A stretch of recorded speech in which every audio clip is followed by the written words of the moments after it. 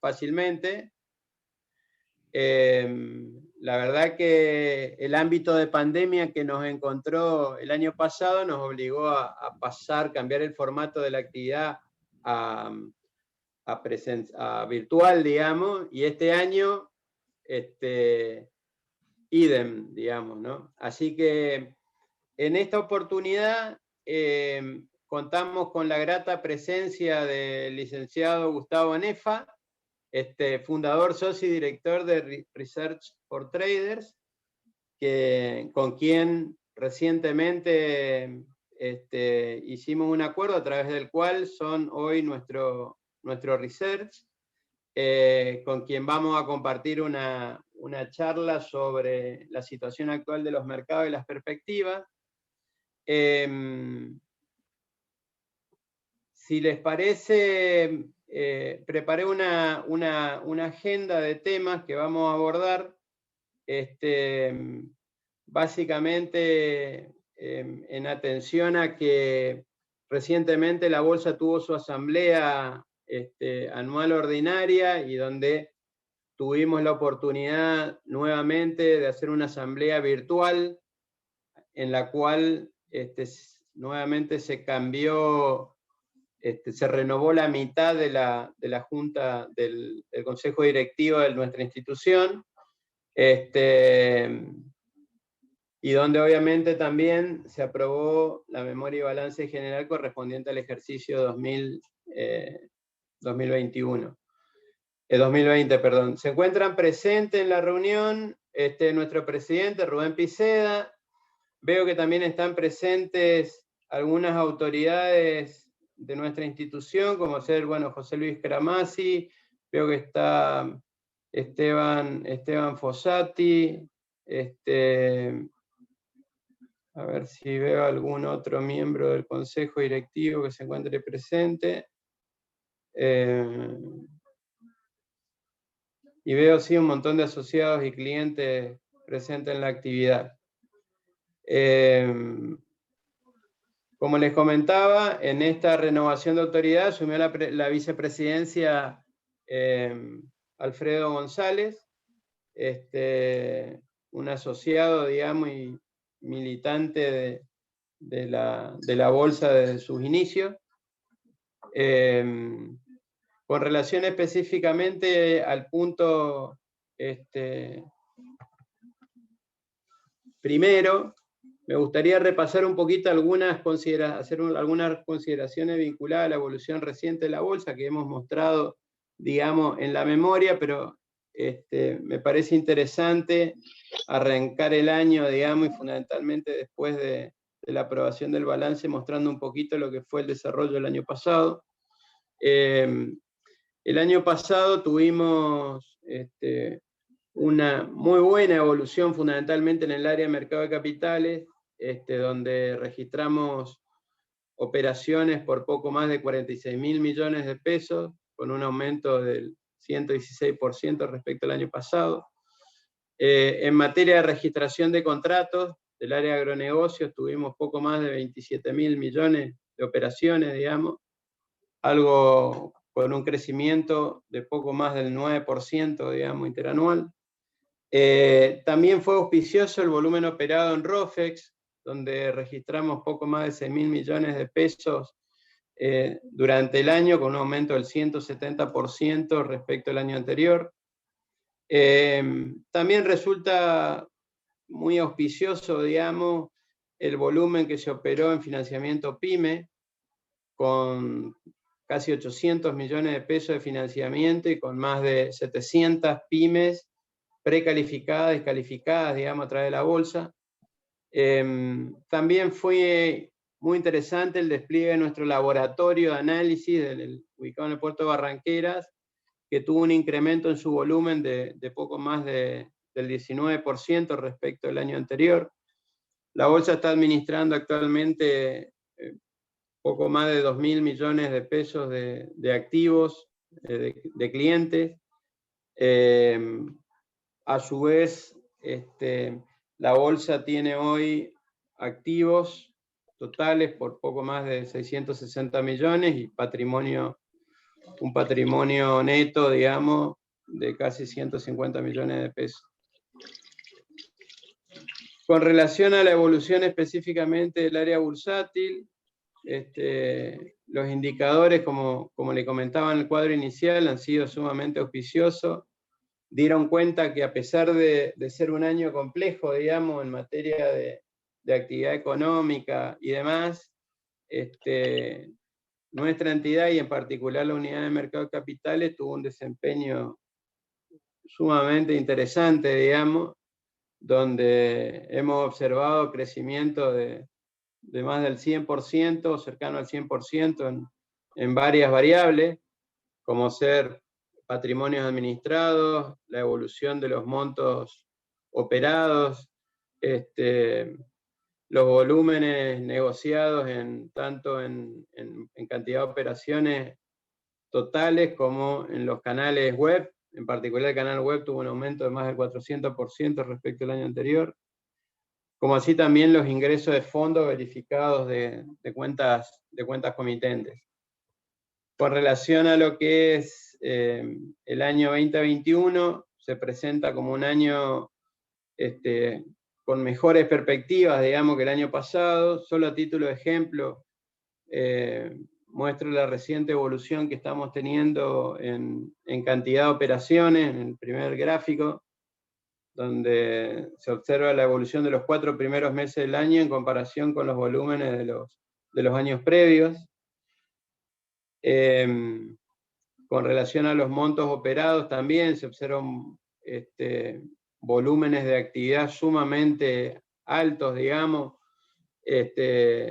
Solo para tener en consideración, todo el año pasado tuvimos operaciones por poco más de 46.000 millones. Este año, en 4 meses, ya hemos superado ese monto de volumen, estamos en poco más de 56.000 millones de operaciones.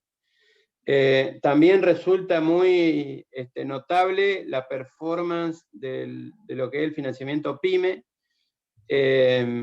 donde, como se observa en este gráfico, en el tercero, los volúmenes crecientes, digamos, de negociación, fundamentalmente de cheque de pago diferido en el mercado de capitales, están registrando niveles nunca antes vistos. Igualmente también estamos viendo similar performance, digamos, en lo que es las operaciones la cantidad de operaciones del canal web. Con relación a la unidad de registro de contratos, también durante el año se observaron importantes volúmenes. En la bolsa se registran contratos de grano básicamente entre productores de acopio con exportadores, que equivalen hoy a poco más, en el 2020, a poco más del 52% de la producción de granos de la provincia.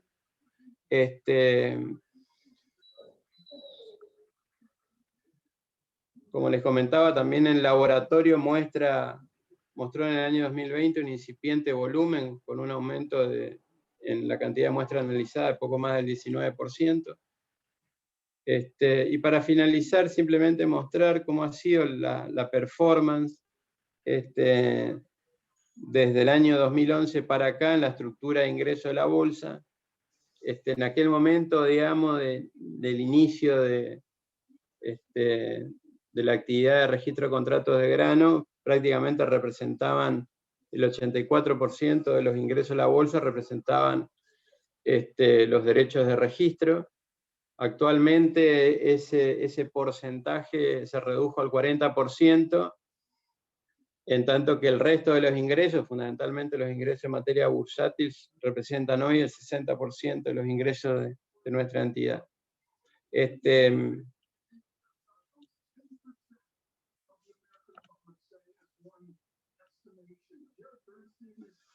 Y por último, quería mostrar algunos indicadores que tienen que ver con el posicionamiento que la bolsa está obteniendo en los distintos mercados en los cuales hoy actúa.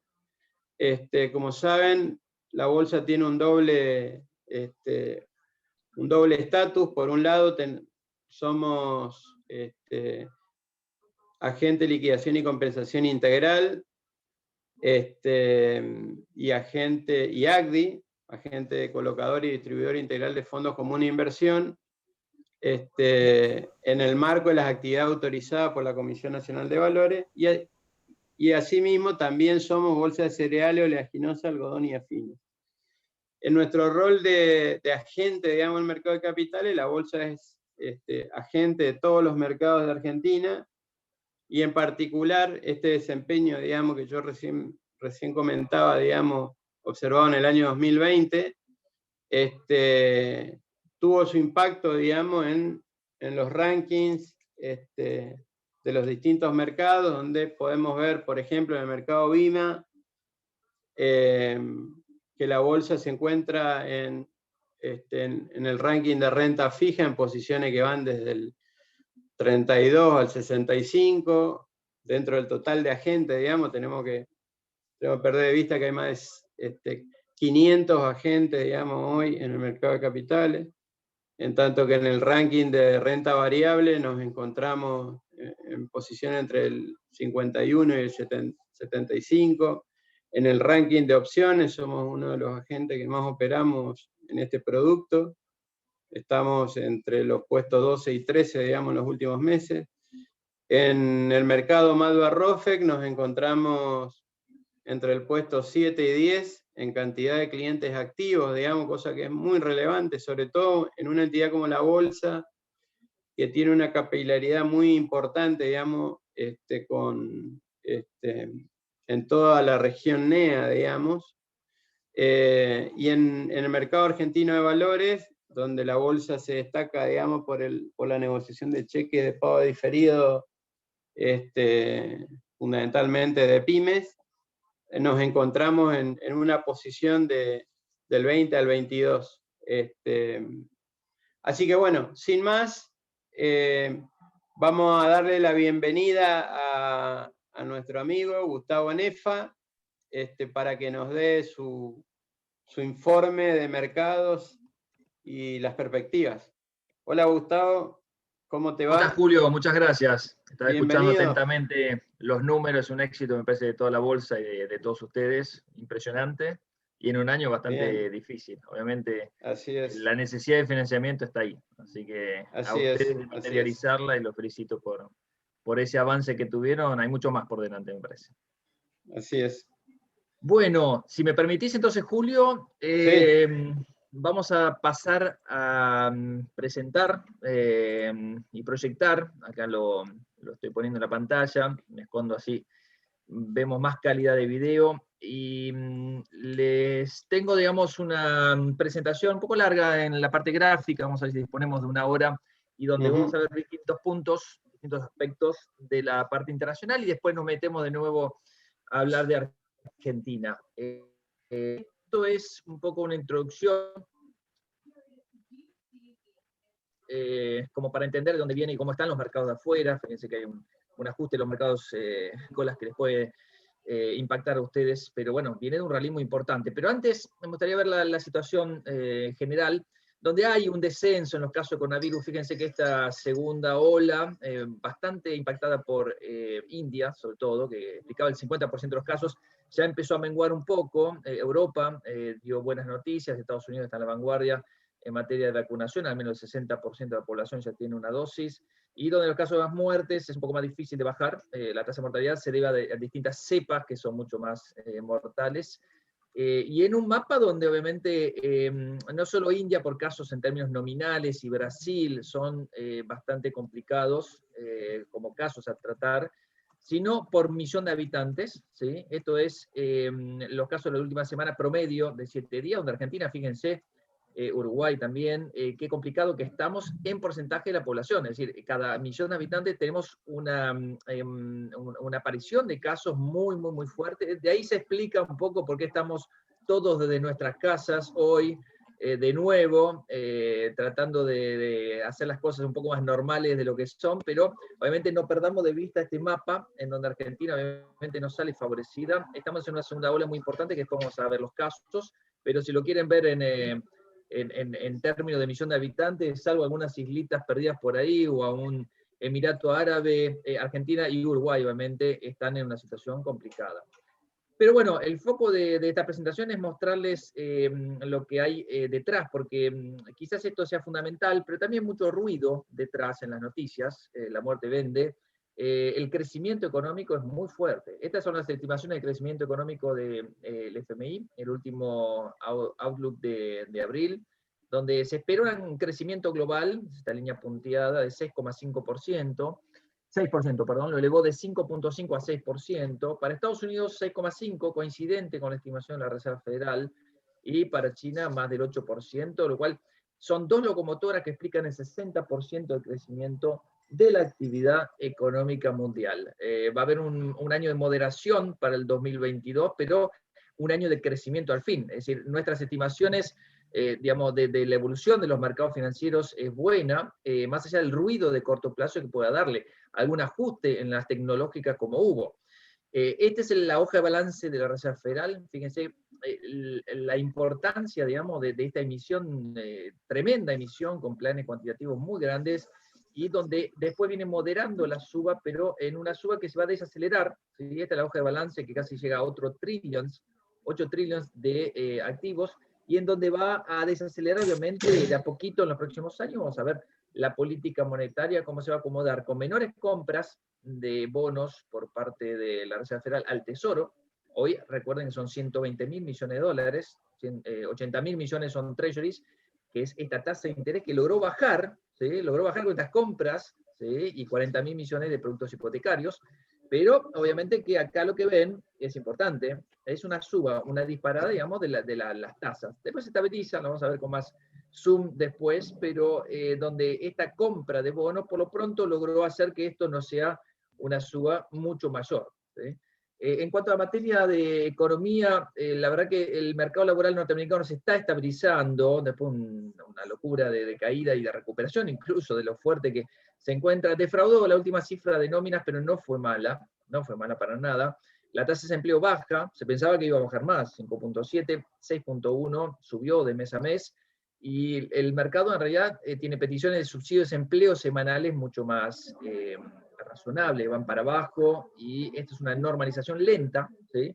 Lenta, pero una normalización al fin.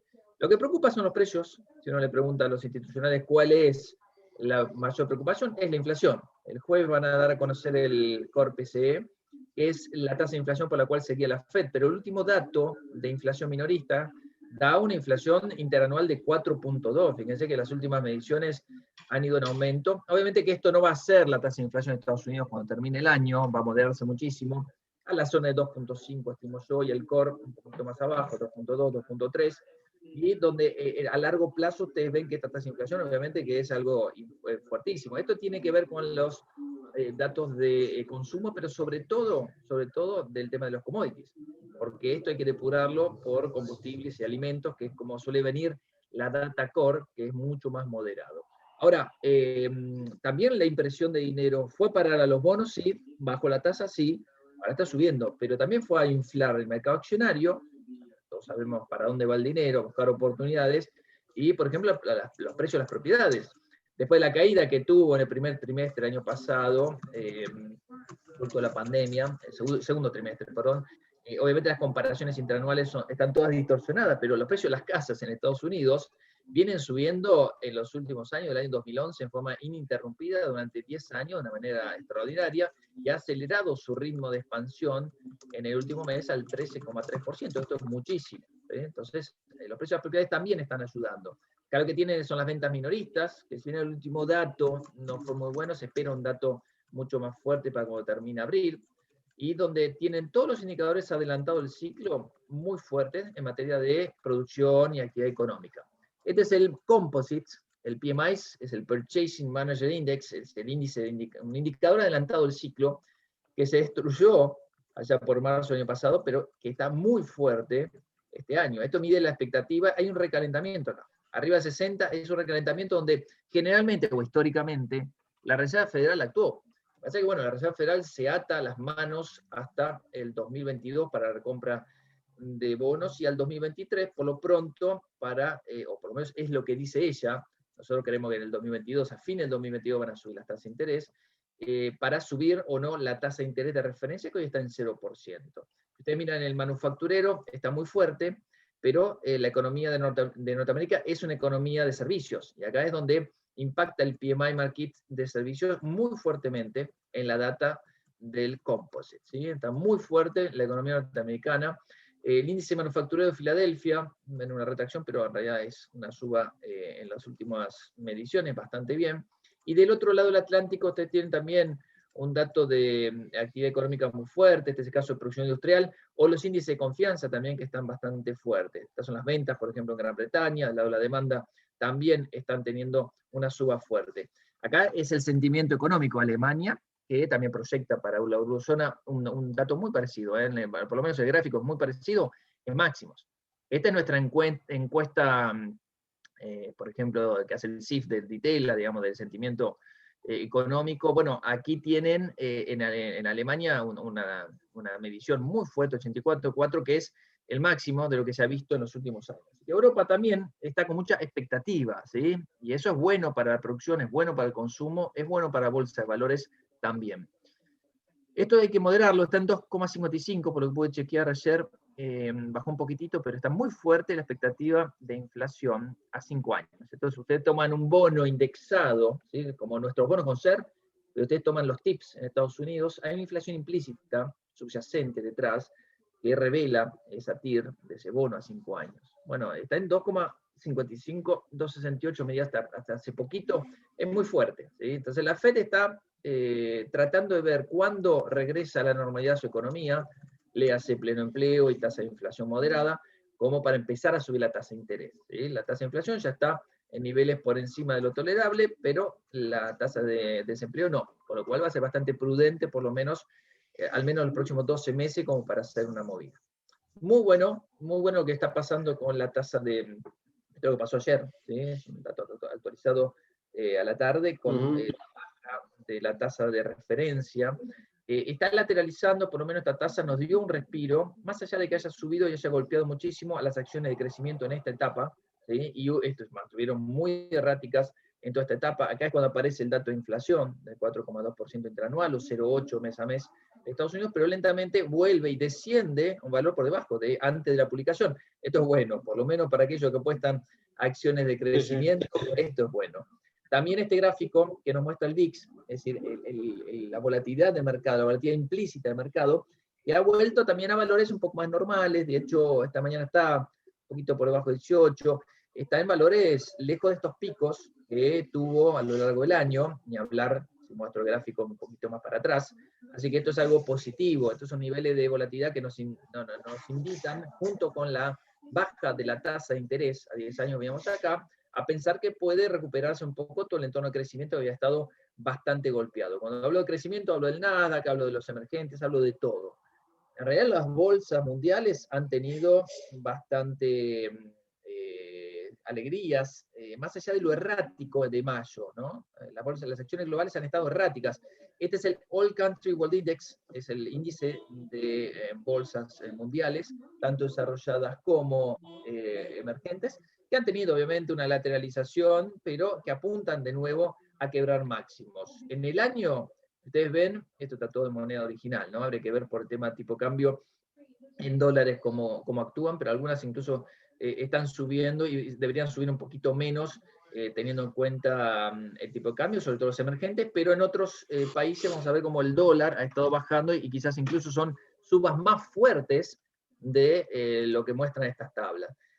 ¿A qué está debido? Debido a una recomposición en el humor de los operadores, obviamente debido a la recomposición de la actividad económica, lenta, pero bueno, vino ayudada por los bancos centrales y la expansión fiscal. Estados Unidos no para de meter programas cuantitativos de hace un año y programas fiscales. Biden ha reforzado también ese incentivo que había empezado Trump, pero la revisión de las ganancias mundiales es fuerte.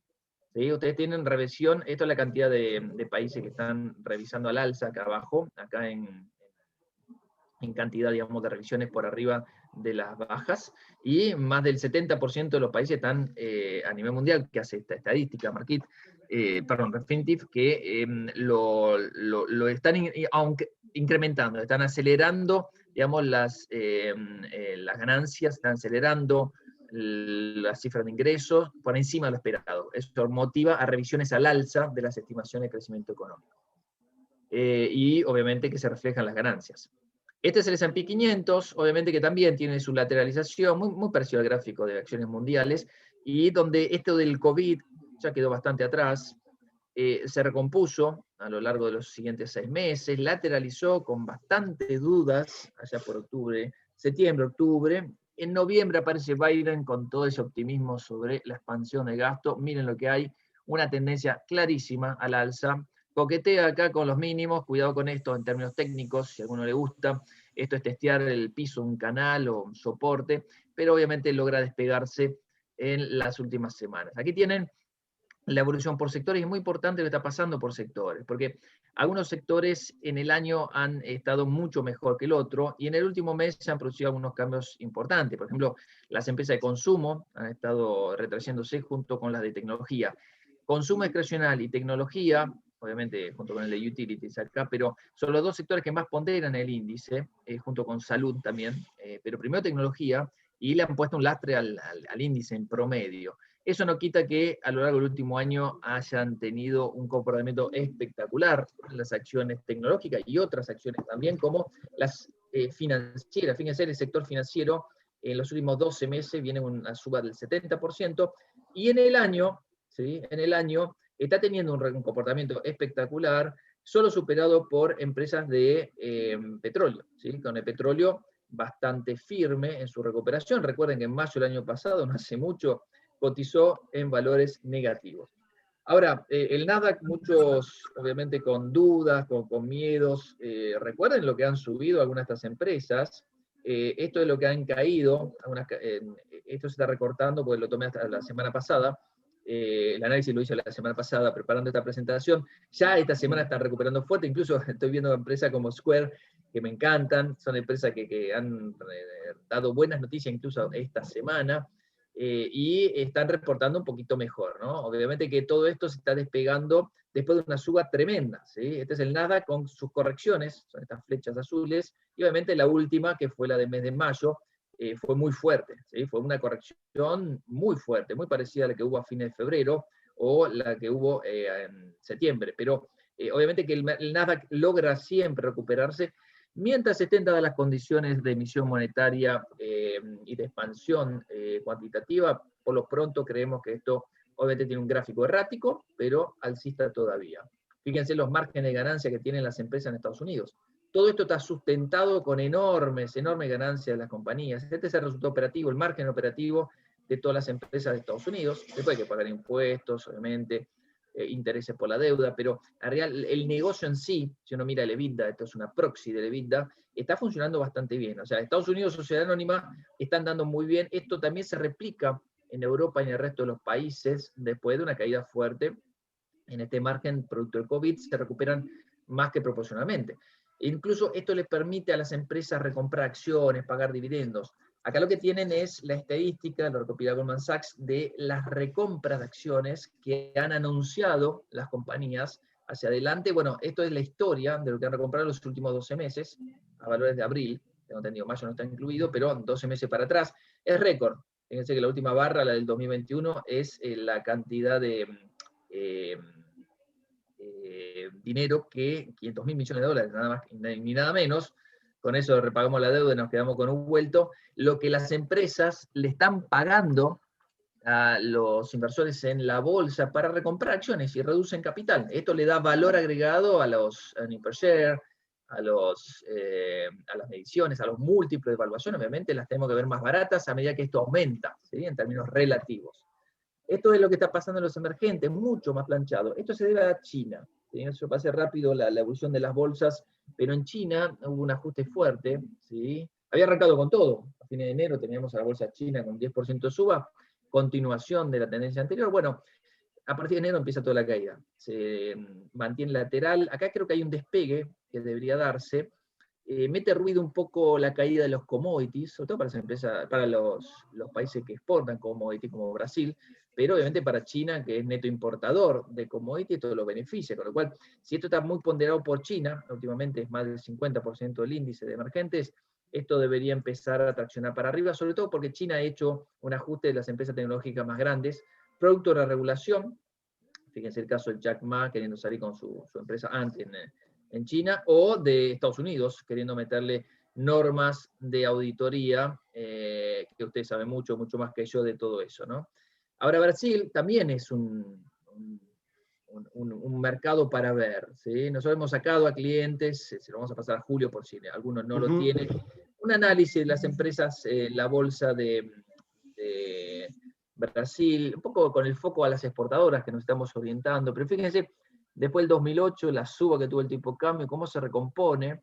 Después hubo otras crisis, ¿sí? Recuerden la del 2011-2012, hubo otra crisis, la del 2020, fíjense el pico del real. Todo esto hace que este ETF de acciones brasileñas tengan realmente un movimiento muy negativo. Acá tienen el COVID, fíjense esta caída, este derrumbe.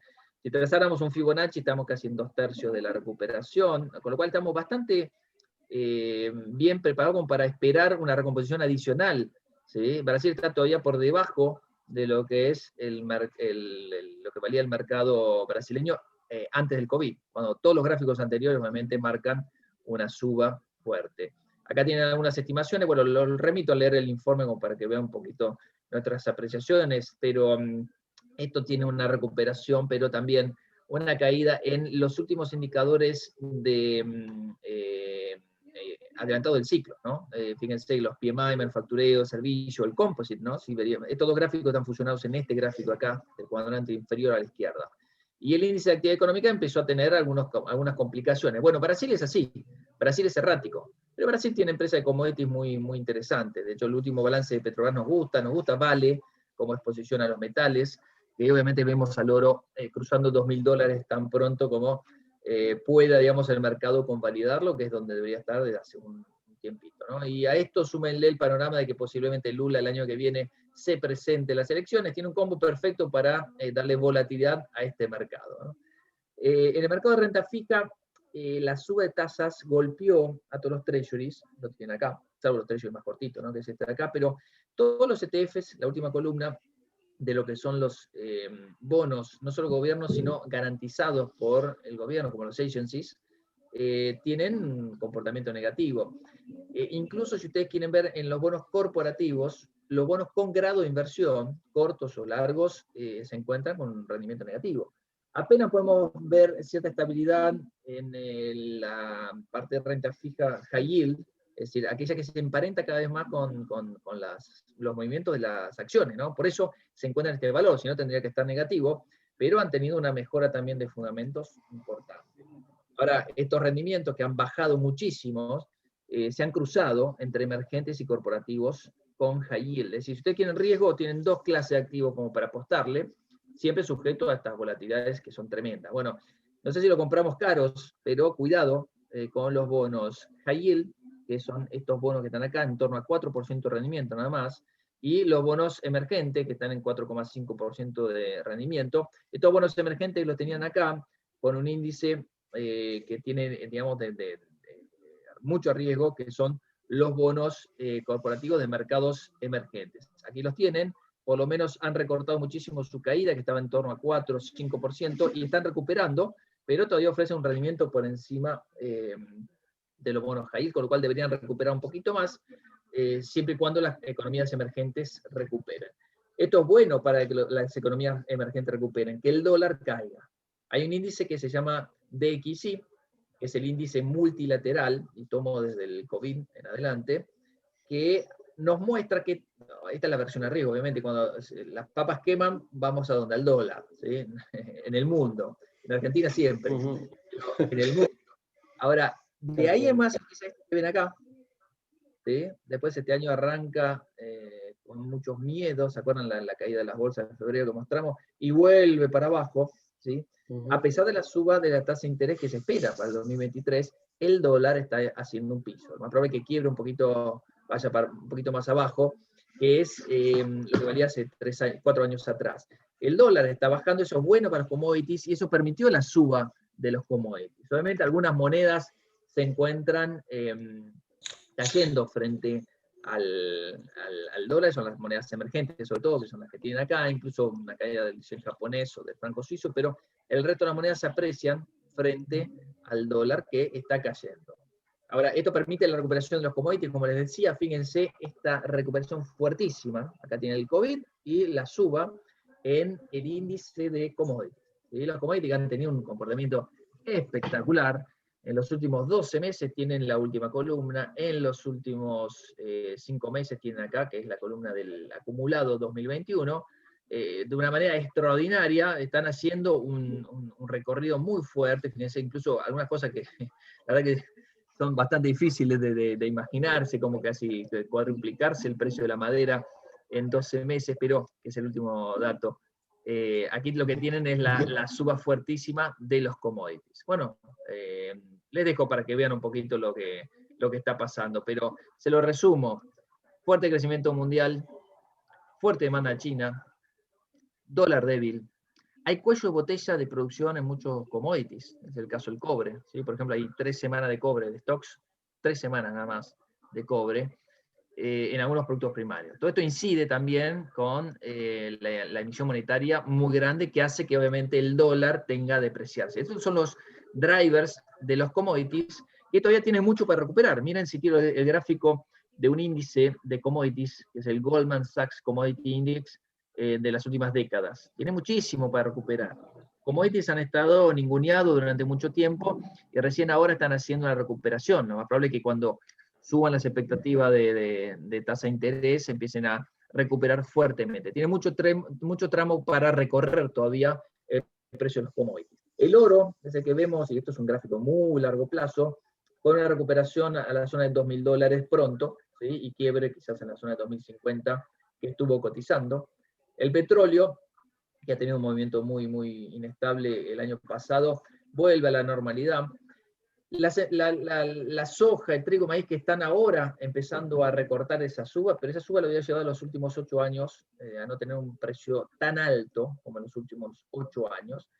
Y si hablamos de ciclos, quizás este es un ciclo que está agotado cuando uno mira los precios de los últimos picos que tuvo, pero creemos que puede ser una pausa como para que se mantengan un poquito más arriba. La gran suba la vimos, ¿sí? Que pase la soja de 300 a 600 dólares, no es poco, y más para Argentina el impacto positivo que tiene. ¿Sí? Esta es la producción de cobre, por ejemplo, un más cortito, del 2017 en adelante. Miren la suba que tuvo, fuertísima, y cómo empieza a desacelerar la suba en las últimas semanas y último mes.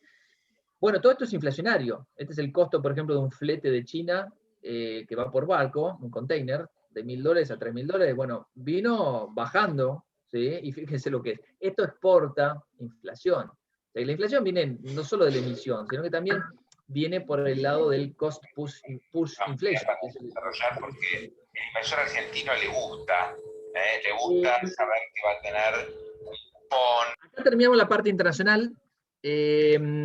Si hay preguntas, las atendemos ahora, ¿les parece? No sé si quieren, Julio, ver algún tema en particular, y si no, seguimos y vemos al final un poco. Seguimos, Gustavo. Seguimos, Gustavo. Okay, perfecto. Dale. Bueno, entramos en Argentina. Me voy a centrar en esta última media hora en ver algo respecto a la dinámica de los mercados. Antes, algunos otros temas que impactan también, ¿no? Bueno, porque estamos en pandemia, vimos el gráfico al comienzo de esta presentación, que no es muy bueno, y vemos el tema de la vacunación, digamos, ¿qué piensa la gente? La gente, digamos, no está satisfecha con todo este avance de la vacunación, hay muchas dudas, todo esto de Pfizer y el rechazo de la vacuna, bueno, ¿cuándo van a llegar las próximas vacunas? Los que tienen una dosis y están esperando la segunda dosis hace más de un mes, cuando tendrían que estar hace 3 semanas vacunados, hace una semana vacunados. Bueno, esto tiene que ver con estos gráficos que preocupan, alarman, no solo la mortalidad, sino sobre todo el avance en esta segunda ola. Si estamos confinados, obviamente que acá hubo un confinamiento mucho más estricto que el actual, y la economía no lo resistió. La economía cayó 9,9% el año pasado. Recuerden que el PBI fue un desastre. Este año, si recuperamos 6% a lo sumo, ¿sí? La expectativa del REM es 6,4, si me recuerdo, 6,3, la verdad que no habremos recuperado la mitad de lo que previmos el año pasado. ¿Sí? Cuando otras economías ya están en el tercer trimestre, o en segundo trimestre incluso de este año, ya por encima del máximo anterior. Por lo cual esto preocupa muchísimo y es motivo también de mucho cierre de actividades que hoy se hacen en forma remota, pero que en su momento también estuvieron hasta incluso no siendo permitidas. La vacunación avanza, la verdad que estos son casos diarios, de dosis diarias, sin grandes digamos, crecimientos en las dosis diarias. Fíjense que esto es tomado de la última data disponible. La verdad que no se está viendo algo que es lo que debería ser, que es una aceleración en la tasa de vacunación, sino todo lo contrario, se está estabilizando este nivel. Apenas el 4%, 5% de los argentinos, esta línea azul de abajo, tiene las 2 dosis, acá un poquito más con un 18, 19% las 2 dosis. La verdad que es insuficiente como para poder competir. Salir a competir en este mercado, digamos, donde Argentina está mal como Colombia en la tasa de vacunación. Entonces, los que tienen al menos una dosis, Brasil incluso por millón de habitantes, en realidad cada 100 personas, este gráfico está mucho mejor, Chile ni hablar y Uruguay también. Ahora, cuando uno va a la aprobación del gobierno, estas son algunas consultoras, recibo muchos informes, pero son todos coincidentes. La imagen negativa ha aumentado, se encuentra en los últimos meses, aunque bajó un poquitito el último mes, en los peores registros, cuando era exactamente al revés en la imagen negativa. ¿Sí? Se habían invertido ya por la salida de la pandemia, cuando empezó la restricción, y nunca más se dio vuelta a esto. ¿Sí? La aprobación es muy baja, la desaprobación es muy alta. ¿Sí? Esto mina cualquier política económica que se quiera hacer por la desconfianza en el gobierno que genera. Incluso, fíjense lo que pasó con la carne, como si supiera la carne, el gobierno que el asado es nuestro emblema, ahí es donde restringe la exportación de carne, como para bajarle el precio. Bueno, lo que no logra, digamos, con su gestión en materia de política económica, lo hace a dedo restringiendo exportación. Esto ya lo vimos, esto genera conflicto con el campo, esto fracasó además, y esto la verdad que es pan para hoy. Nada más, sabemos que el stock o la reducción del stock vacuno a futuro es un hecho con todo esto, ¿no? Acá lo que tienen son las expectativas hacia dónde podría ir la Argentina. 47,3% de la inflación. Nosotros creemos que después de lo que anunció el gobierno, más de 480.000 millones de pesos de nueva asistencia, esto fue la semana pasada, recuerden que es muy fresquito, el déficit fiscal no sé a dónde vamos a ir a buscarlo, pero esto generalmente tiende a subir en la encuesta siguiente. Lo más probable es que estemos cerca de 49% en el próximo REM, yo creo que va a ser 50% de la inflación este año, incluso con muchos precios puestos a dedo, ¿no? De 46% marca, por ejemplo, algunos organismos multilaterales, incluso el REM, no va a ser más que, digamos, aumentar, es decir, la expectativa de esta inflación que es muy alta, ¿sí? A ver, venimos de registros altísimos en 2019, 2018, hubo una pausa en el 2020, obviamente un poco un año deflacionario, pero también con muchos controles. Este año, por ejemplo, las tarifas solamente podrán subir un 9,9%, que es evitar el doble dígito, y muchas otras actividades se están plegando, digamos, a las restricciones de subir las cuotas o subir los precios. Esto tiene que ver con el índice, ¿no? Cómo lo quieren controlar. Sabemos con la inflación de una canasta básica que está más ponderada en alimento, que es menos regulable, está por encima del 50% para este año tranquilamente. El crecimiento económico 6,4, lo más probable es que lo veamos un poquito más para abajo en el último REM también, y donde las expectativas de tipo de cambio han moderado muchísimo. Este fue el gran éxito del gobierno desde octubre del año pasado, donde hubo un pico bastante fuerte, septiembre, octubre, el dólar, y de ahí en más logró contener las expectativas, ahora va a anclar también el tipo de cambio, y obviamente con un ultra cepo, donde él es el único comprador de dólares, y va manejando esto con la llegada de dólares de la cosecha fina, y ahora con la cosecha gruesa, con lo cual el gobierno está atravesando ahora una etapa de normalidad. Abril, mayo y junio son los meses donde hay más liquidación de exportaciones. Acá es donde ustedes ven también la expectativa de la tasa de interés, que siempre sirve como arma para controlar el tema de la inflación y sobre todo el tema del dólar, como la expectativa bajó. Esta es la encuesta anterior y esta es la última, donde la expectativa de la BADLAR, si bien no cambia mucho para mediados del año que viene, para fin de año tampoco, 35% contra 35,3% de la encuesta anterior, a corto plazo sí. Entonces, a corto plazo no hay necesidad de subir la tasa de interés. Lo que sí vemos es lo que se presentó como mayor incremento, unos 480.000 millones de pesos, es el 1,3% de PBI. O sea, para que tengan en cuenta, este déficit fiscal primario, ¿sí?, que se esperaba, va a ir a la zona de 2.000 millones, 2 billones, ¿sí?, una cifra seguida por 12 ceros atrás. De 9,6 a 2 probablemente sea el déficit fiscal para este año. Probablemente algunos impuestos nuevos se van a inventar, estén atentos, porque siempre es muy creativo el gobierno en eso, ¿no? Ahora, el viento de cola de los commodities es muy fuerte, ¿sí? Y el grave problema que tenemos es que el productor no agarra toda la suba de los commodities. El problema que tenemos es que este incremento en los dólares fruto de las exportaciones serán unos 10.000 millones de dólares más o menos, es lo que estima la Bolsa de Comercio de Rosario. La verdad que nos vendría muy bien, nos van a venir muy bien, pero obviamente que el productor recibe muy poco. Si ustedes ponen un tipo de cambio a 157, pero me quedé corto, ya el contado con liqui está arriba de 160, y una retención de 33% al exportador de soja, bueno, el exportador recibe 220 dólares cuando el precio de la soja ya está debajo de 600. Entonces, menos de un tercio, apenas más de un tercio del precio. Eso es un desincentivo a la producción. Esto pasa en muchos otros mercados. De hecho, se está pensando que la carne se va a reabrir a fin de mes, pero con las retenciones a las exportaciones pasando del 9 al 15%. Esto es malo, obviamente, es un desequilibrio muy negativo. Pero bueno, el gobierno lo que hizo fue planchar las expectativas de tipo cambio. Este es el ROFEX, este es el dólar futuro, que tuvo una baja muy fuerte. Empezó a partir de abril una expectativa en alza, y la verdad que hubo algo de movimiento en este mercado, y ¡pum!, para abajo. Volvemos a un piso en lo que era un dólar futuro para septiembre, antes de las elecciones, y donde las tasas de evaluación anualizadas, esto era como estaba el día viernes, hay que ver hoy cómo abre, pero porque hubo 2 días de feriados, esto es un 30% muy bajo, ¿sí?, la devaluación anualizada implícita de corto plazo, y a largo plazo, ustedes me dicen, bueno, después de las elecciones vuela el tipo de cambio, bueno, no es la expectativa del REM, 38% es la devaluación anualizada, nosotros acabamos de ver las expectativas de inflación, 47%, 46%, posiblemente sea 50%, pero esto significa una apreciación de tipo de cambio real. ¿Qué significa? Que la tasa de inflación va a ser superior a la suba del tipo de cambio oficial.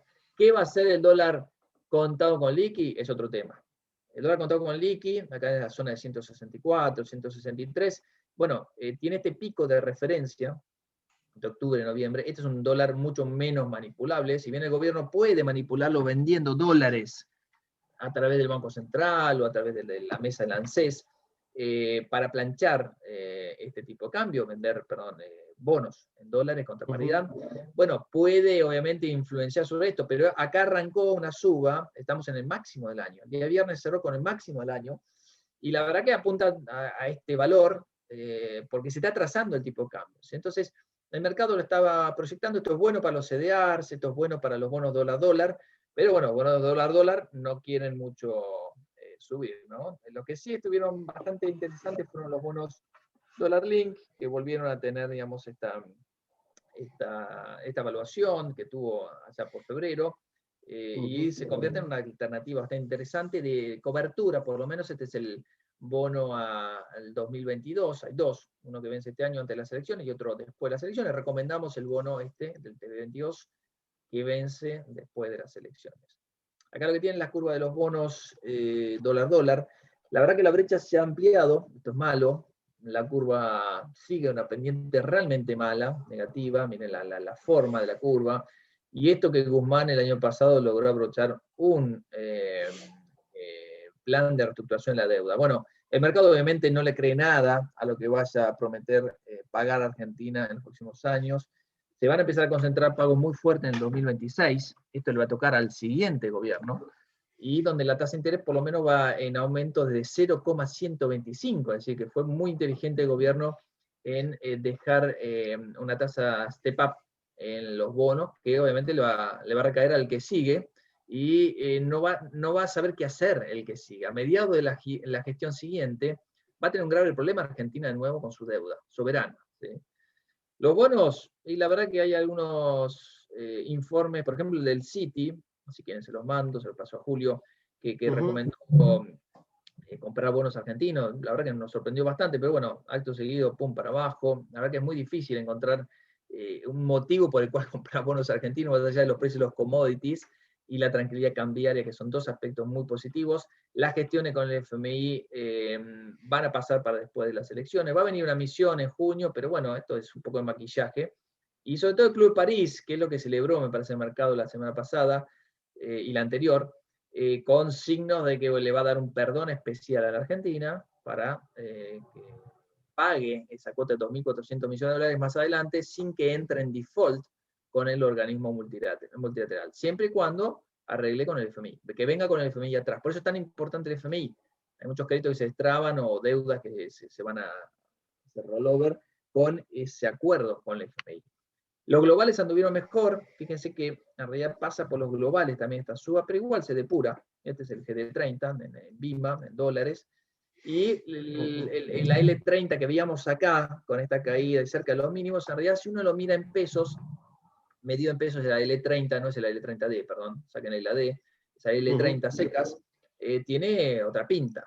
¿Sí? Más allá de que cae en 3 días, la suba del tipo de cambio implícito lo ha beneficiado. Muchas carteras medidas en pesos le ha beneficiado, ¿sí?, su valuación en la comitente, porque obviamente tiene impacto de tipo de cambio implícito. Letras cortas, y la verdad que es un mercado que va a aumentar. La última licitación la semana pasada fueron 11 letras más bonos. Instrumentos. Con lo cual, este gráfico no va a ser más que aumentar, es un mercado nuevo, hay para todos los gustos, pero de letras cortitas que pueden mejorarle a un plazo fijo, que va de 40 a 45%, es un nuevo mercado que hay que tener muy en cuenta.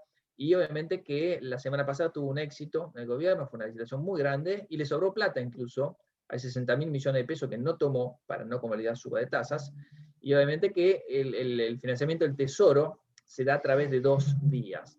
O bien se lo aporta al BCRA, son aportes, es decir, impresión, maquinita, o bien hay licitaciones. ¿Sí? Este es un gráfico 1816 que nos muestra cómo fueron las financiaciones. Las financiaciones fueron mucho de Banco Central, ¿sí?, giro de utilidades y aportes del Tesoro, fíjense lo de azul, y ahora están predominando aportes, por lo menos en enero y febrero vimos 0 aporte del Banco Central, eso fue muy bueno, pero en marzo y abril apareció de nuevo. Desacelera un poquitito, pero en mayo no hay, con lo cual esto es positivo. Por lo pronto el Banco Central que desaparezca lo azul es bueno, porque eso le mete menos presión a la devaluación, a la inflación a mediano plazo.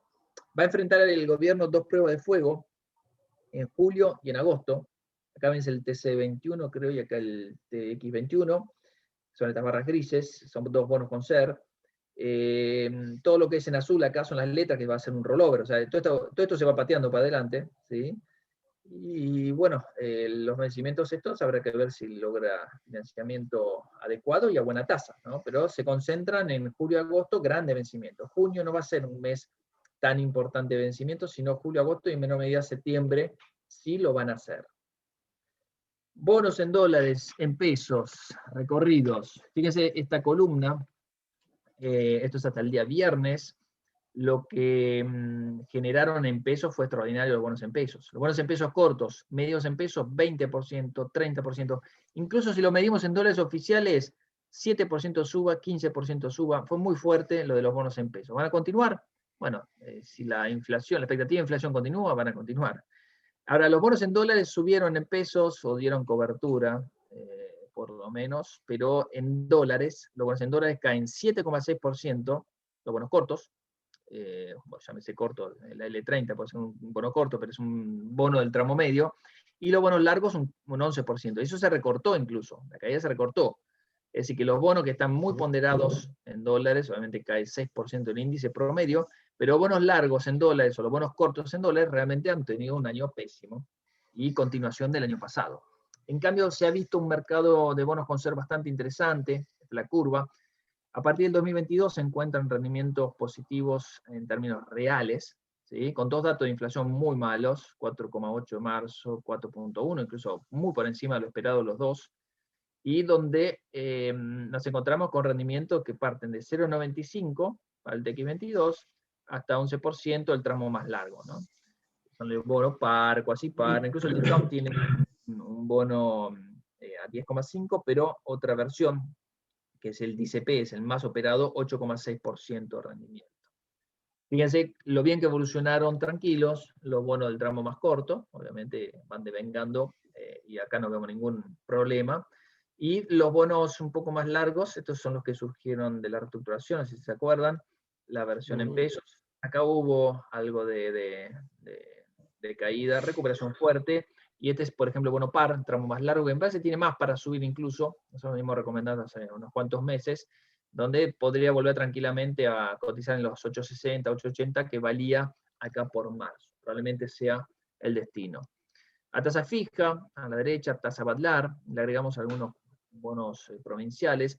La verdad que la curva está bastante arbitrada por riesgo, porque en realidad Provincia de Buenos Aires tiene un riesgo mucho más alto, y los BDC, que son los bonos de la Ciudad de Buenos Aires, están al menos en tramo medio, con una TIR por debajo de los soberanos y debajo de la curva.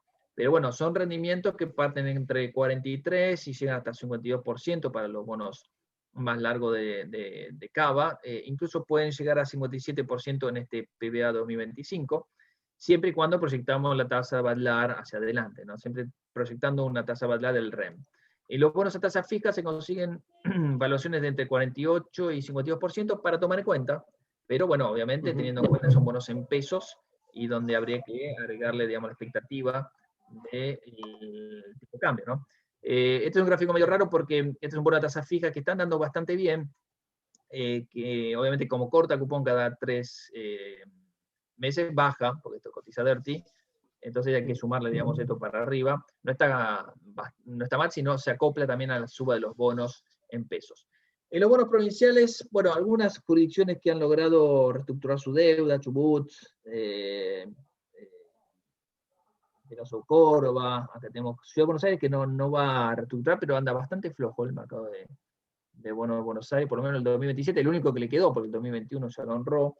Y estamos a la expectativa de Provincia de Buenos Aires. Igual hubo algunos bonos de la Provincia de Buenos Aires que anduvieron mucho mejor que en los últimos meses, fíjense la recuperación, pero es en el margen, ¿no? Apenitas.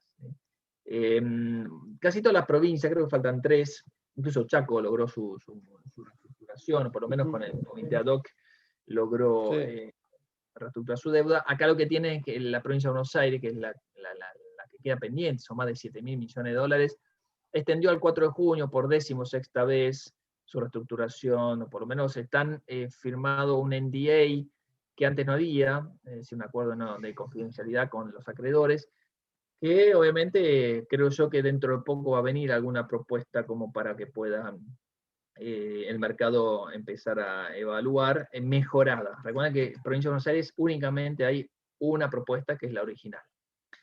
Si nos movemos a los bonos corporativos, estas son las curvas, ligeramente negativa, ahora pendiente estaba bastante flat, pero acá tienen todos los bonos de YPF cortos, largos, de los nuevos, viejos. La verdad que está contaminado de YPF esta curva, pero son todos los bonos del sector de petróleo dentro de todas las curvas de bonos corporativos. Nos gusta Tecpetrol, Pan American Energy, nos gusta Pampa 2023, para más riesgo 2027, algunas ON de Vista, que es una compañía bastante interesante, pero bueno, a partir de ahí empieza riesgo bastante grande. Arco 2023, son todos bonos corporativos OTC, ¿sí? Para incorporar en un bono en una cartera en el exterior, obviamente. Bonos corporativos han mejorado muchísimo. En este caso, Pampa, por ejemplo, 2027, acá tiene el de IRSA, han superado todas las empresas esta, digamos, regla que puso el Banco Central, 60% te refinancio, 40% te pago, y esto se extendió para fin de año. 2024 acá tiene un bono de Provincia de Buenos Aires de YPF que no ha tenido grandes variaciones, incluso ha superado la prueba de fuego de reestructuración, reestructuró incluso un poco más de lo que vencía en mayo, y esto es bueno. Y algunos bonos que están con valuaciones buenas, pero obviamente con una TIR tremendamente elevada, ¿no? Como el caso de Galicia. Acciones, y con esto termino la presentación y damos lugar a las preguntas. Quebró acá el máximo, el Merval. Muy interesante lo que hizo este último tiempo, muy interesante. Hay un quiebre alcista. Cuidado con la reclasificación, quizás a mercado de frontera. Esto va a pasar en la segunda semana de junio, ¿sí? aunque el mercado pudo haberse adelantado, obviamente. Igual, ¿cuántas acciones hay? 70% de Globant, y Telecom y Galicia creo que da un puchito ahí en el índice emergente, no mucho más, así que tampoco le va a pegar, ¿sí? Pero lo importante es que Argentina no mejoró ni los controles de capital, obviamente hay un cepo, y limitaciones para los dividendos, hay muchas restricciones todavía.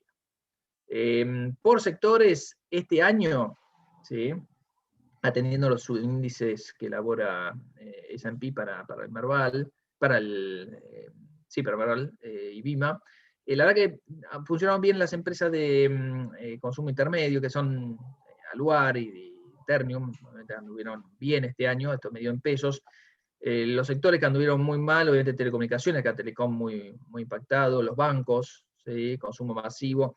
Anduvieron mal también las empresas de utilities, energía y servicios públicos, y obviamente las petroleras. Acá lo que anduvieron bien son servicios públicos, bienes raíces, acá está IRSA y otras más, y empresas de construcción. Acá tenemos Holcim, que es la Exminetti, Loma. Son sectores que se pueden destacar dentro de lo que es una caída en el mercado por sectores en el resto. Ahora, les presento un gráfico largo, ¿sí?, del Merval y en dólares, donde lo que vimos recién de la suba es esto. No lo van a poder ver, lamentablemente. Los invito a no usar el lente, sino microscopio, me parece, para verlo. Y esto es un gráfico que obviamente nos invita a ser optimistas. Ojalá pudiera hacerlo más. Las señales no están, obviamente, y el discurso político no ayuda, pero por ahí podemos pensar que lo peor quedó atrás, por ahí podemos pensar que estas evaluaciones, obviamente le saquemos esta apreciación del tipo de cambio real, que fue una locura, o sea, bollar un tipo de cambio de 15, 17 cuando debería estar en 30, la podemos erradicar, pero un Merval entre 300 y 900 dólares siempre da oportunidades.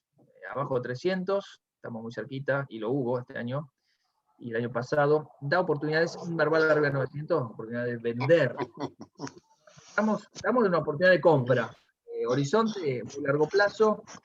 Las valuaciones ayudan por los price earning, son una ridiculez. El mercado tiene un 11 veces price earning, cotización de valor libro por debajo valor libro, promedio ponderado del Merval da 0,8 de price to book. La verdad que estamos en valores realmente paupérrimos, y donde quizás empresas como Mirgor son muestras que nos gustan, compañías que nos gustan en una muestra muy chiquita, pero Mirgor está haciendo todo bien. Molino Agropecuaria nos gusta mucho. Ternium Aluar, bienes de consumo básico, bienes de consumo intermedio, me gustan bienes básicos. Entre las petroleras, Vista está haciendo cosas bastante bien. No fue un buen año para lo que son, obviamente, petrolera, con esa huelga, esa injerencia del sector público también ahí donde hay regulación, pero entre Pampa y Vista tenemos un combo de acciones recomendadas. Nos gusta Bioceres, con CDRs, y Globant y Meli forman parte de las recomendaciones, y más ahora que cayeron. Recuerden que Mercado Libre, que anda en la zona de los $1.370, está por arriba de 2.000. Globant es una empresa que está haciendo todas las cosas bien, nos encanta. Ya después, si quieren apostar un poquito más por sectores muy pisados por el gobierno, quizás Banco Macro o TGS, entre los bancos y las utilities, son acciones que nos gustan, entre otras, pero obviamente son alternativas de riesgo, de mucho riesgo, y apostando a un cambio político, un cambio en el rumbo de política económica, desde adentro, desde afuera, con un mal resultado para el gobierno en las elecciones. Todo esto es sujeto, obviamente, al sesgo en política económica. El mercado que está haciendo el 70% del volumen de renta variable es el mercado de CDRs. Se han incrementado las alternativas para los inversores, lo protege frente al dólar contado con liqui de manera excelente. Bueno, hay muchas alternativas. Ustedes se tienen que mostrar muy activos con esto, creo yo, con los clientes, para diversificar los riesgos, para exponerlos al contado con liqui. Acá tiene una muestra, yo se lo dejo como para que lo vean. No es una muestra acabada de las empresas que nos gustan, solamente las que más nos gustan, y donde hay empresas que obviamente están haciendo muy buena letra en los números y que esperemos que se siga convalidando. Este mercado, como les decía, que está haciendo un 70% del volumen.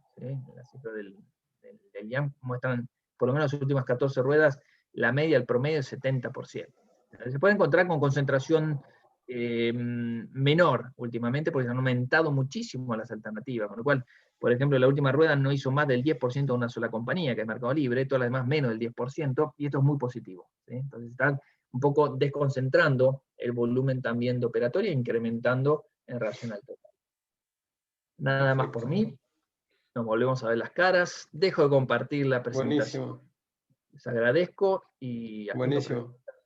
Julio, todo Bueno, tuyo. dale. Si hay alguna pregunta o consulta, a mí me gustaría habilitar las preguntas y respuestas, siendo una que por ahí lo transmiten con bastante insistencia, digamos, los clientes, que tiene que ver fundamentalmente con las perspectivas, digamos, para los próximos meses, fundamentalmente después de las elecciones, digamos, ¿no? En un contexto donde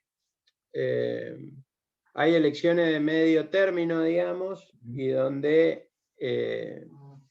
digamos, como vos bien apuntaste hoy, la imagen negativa del gobierno se encuentra en niveles de los más altos, digamos, de esta nueva gestión.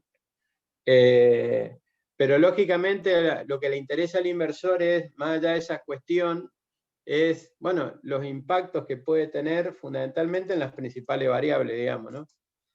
Tipo de cambio, Sí.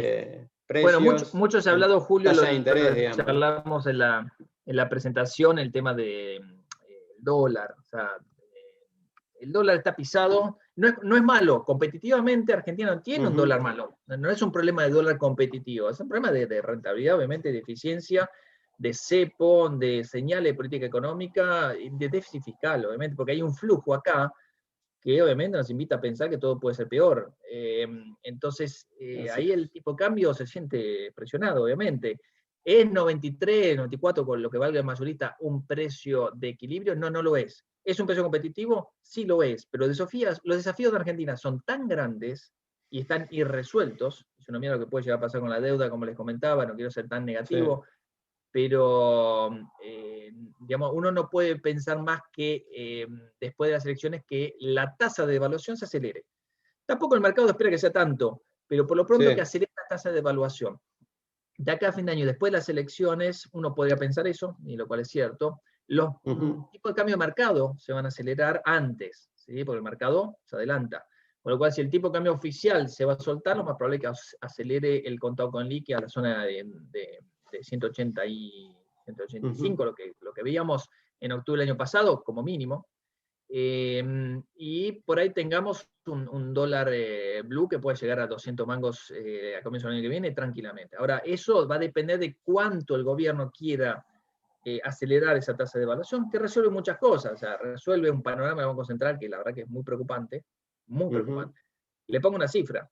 Entre los pases, las LELIQs y la emisión monetaria, o sea, una mezcla de lo que es el pasivo del Banco Central más los remunerados, la verdad que se duplicó, pasó de 3 a 6 billones, y lo más probable es que siga en aumento. Es una cosa que no, digamos, no tiene una solución clara a la vista, ¿sí? Muy más que más inflación y más devaluación. Eso mejora, obviamente, el balance del Banco Central, porque tiene activos en dólares y pasivos en pesos, una devaluación. Y le mejora también con inflación la cifra de recaudación del gobierno, por el kiosco, y el 21% va al fisco. Bueno, cuanto más suba la tasa de inflación, más acelere la tasa de inflación, mejor va a ser la recaudación para el gobierno. Entonces, hay maneras dolorosas de ajustar esos desequilibrios, y son esas formas que ya las conocemos, que son tan tediosas. ¿Por qué? Porque genera más inflación y genera más pobreza. Así que Argentina también está haciendo pisos de pobreza de ahí para arriba, en la medida que pueda solucionar eso. Para el inversor, cubrirse. Para el inversor, diversificarse. Este va a ser un año donde me parece el tipo de cambio va a seguir acelerando, pero donde el gobierno logró en el tipo de cambio oficial cierta tranquilidad, y logró contenerlo de una buena manera. Ahora, un buen anuncio con el FMI podría darle un poco más de tranquilidad a ese panorama. No resuelve los problemas de fondo para nada. Totalmente, totalmente. sí, tal cual. Bien. ¿Alguna consulta vinculada a la exposición de Gustavo? Pueden habilitar los micrófonos si quieren. Bien. Bueno, si les parece, continuamos con lo que serían las carteras recomendadas, Gustavo, de la bolsa, para los distintos Julio. perfiles de inversión. Sí, Cristian, ¿cómo te va? Bien, ¿cómo están? Buen día. Gustavo, Muy mucho bien. gusto. Por ahí un poco la consulta, la inquietud, si me permiten, es un poco, digamos, si creen que el panorama de restricciones externas se va a seguir manteniendo. Porque principalmente hoy para lo que es el rubro agrícola, es algo que se viene siendo muy fuerte, sobre todo en la falta digamos, de insumos y bueno, y bienes de capital.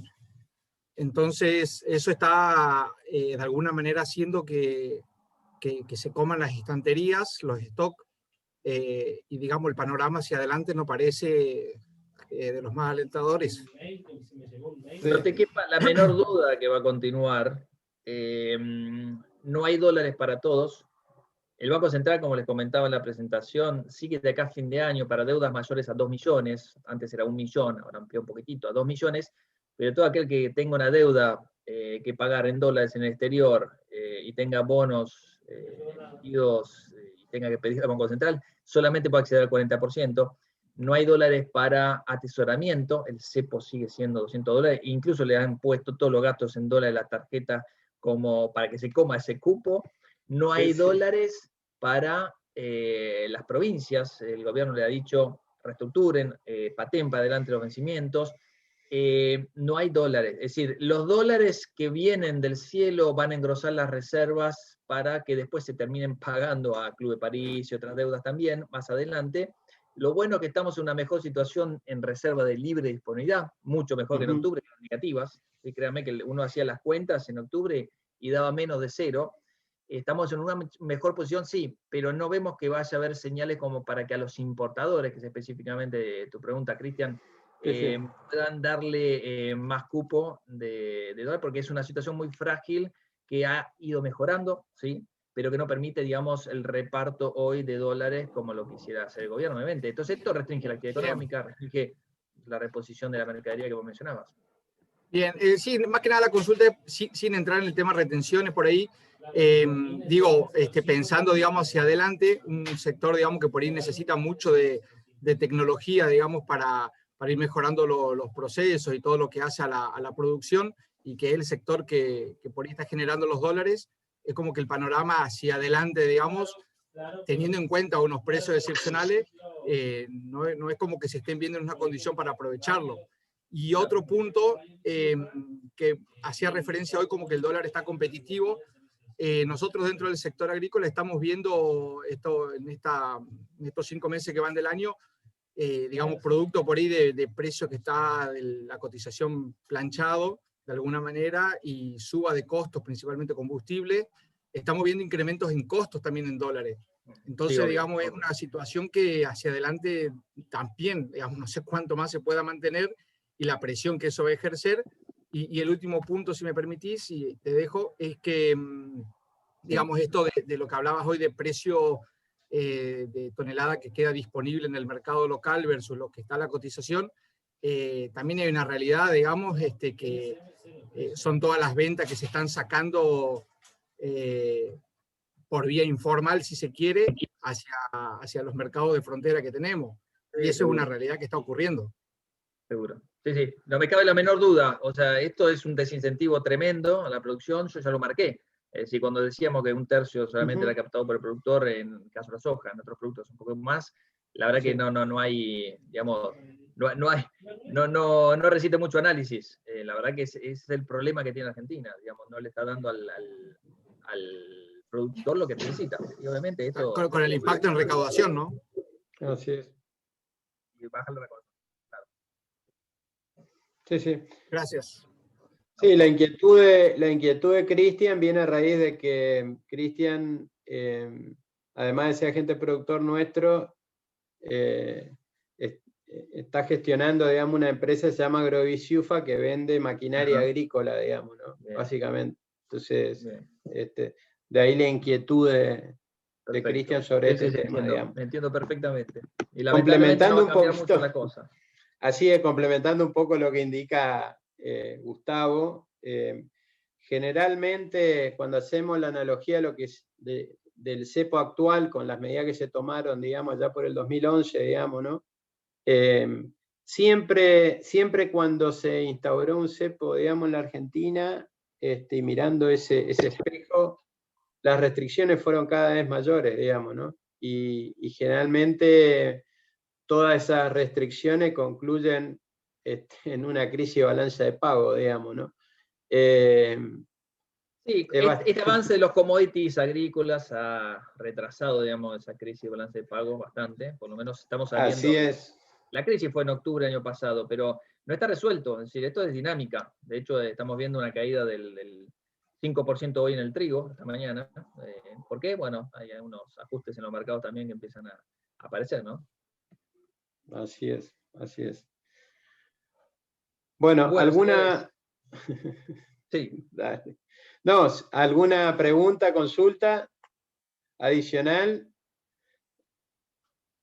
Si no hay, bueno, ¿les parece?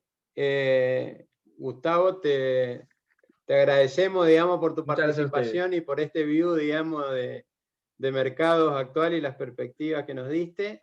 Y seguramente, como coordinamos, durante el mes de junio vamos a tener otra actividad en este mismo ámbito del desayuno, donde te vamos a participar. Estamos viendo un poquito la fecha, seguramente va a ser la segunda quincena de junio, tal cual habíamos hablado.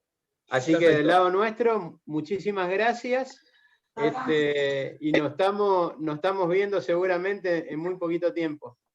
Bueno, muchas gracias, Julio, por la invitación y nos vemos. Hasta luego. Dale, un abrazo, un abrazo. Gracias, Gustavo. Bueno, si les parece, y antes de ir concluyendo, nos quedan 2 temitas simplemente para comentarles. Las carteras recomendadas para perfil conservador, moderado y agresivo. En el caso de las carteras de perfil conservador, estamos recomendando una cartera que contiene 40% obligaciones negociables en dólares, 40% fideicomiso, fondos comunes de inversión también en dólares, 20% cash. En el caso de portfolios de perfil moderado, nuestra recomendación específicamente es ON corporativas también en dólares, el 30%, fondos comunes de inversión en dólares, 10%, CDRs y acciones, 40%, y cash, 20%. Con relación a los portfolios más agresivos, estamos recomendando 60% entre CDRs y acciones, 30% ON corporativas en dólares y 10% también fondos comunes de inversión en moneda dura, digamos. Pasando al punto 4 y vinculado a las próximas actividades, simplemente como para terminar, nuestro próximo desayuno de trabajo va a ser el martes 8, volviendo a los días habituales de esta actividad.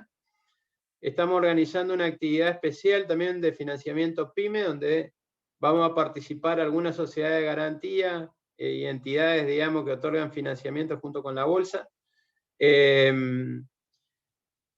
Punto 3, 4 y 5 tienen que ver con nuestra área de agronegocios, en particular el punto 3 y 4 son la jornada de sensibilización del programa argentino Carbono Neutro, que lo vamos a hacer para la cadena algodonera y para la cadena forestal. Básicamente, como saben, la bolsa interviene junto con otras bolsas de cereales, digamos, que son otras 6 entidades como la nuestra: Bolsa de Cereales de Buenos Aires, de Rosario, de Bahía Blanca, de Córdoba, de Comercio de Entre Ríos y de Comercio de Santa Fe y Rosario, que básicamente tiene por objeto determinar el balance de carbono de determinadas cadenas productivas. Se arrancó con la cadena oleaginosa y la cárnica, y por iniciativa de actores del sector estamos organizando una actividad de sensibilización para la cadena algodonera y para la cadena forestal, en fecha a definir, pero seguramente va a ser durante el mes de junio.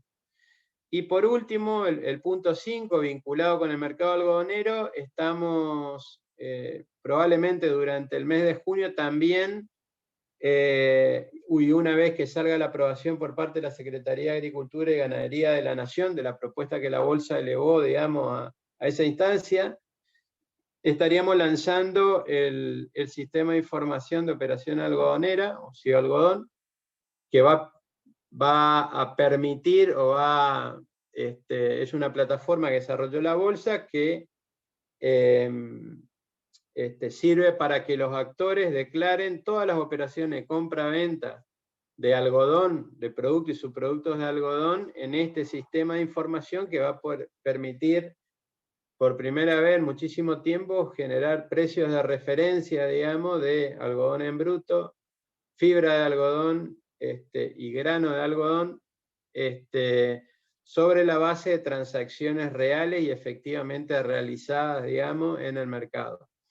Así que bueno, sin más, la verdad que fue un gusto haber arrancado esta actividad, digamos, en el año, y en particular arrancando con la exposición de Gustavo Nefa, de Research for Traders.